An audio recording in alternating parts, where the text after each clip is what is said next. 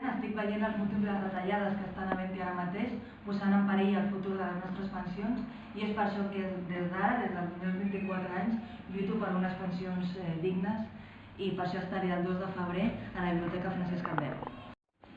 Jo, als meus 50 anys i portant 5 anys en atur, tinc molt poques perspectives de trobar feina i de poder cotitzar per una pensió.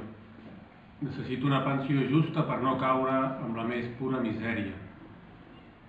Per això, i per solidaritat amb els altres, vull estar el 2 de febrer a la Biblioteca Francesc Candel.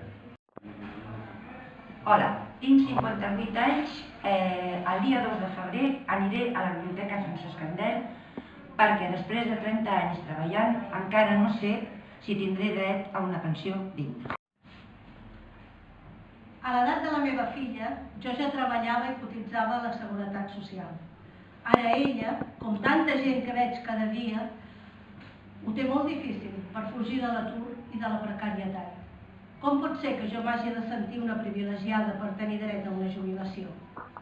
Vull parlar-ne, per això el dia 2 de febrer aniré a la biblioteca. Soy miembro de la Marea Pensionista y durante más de 40 años he luchado junto a mis compañeros contra toda la injusticia.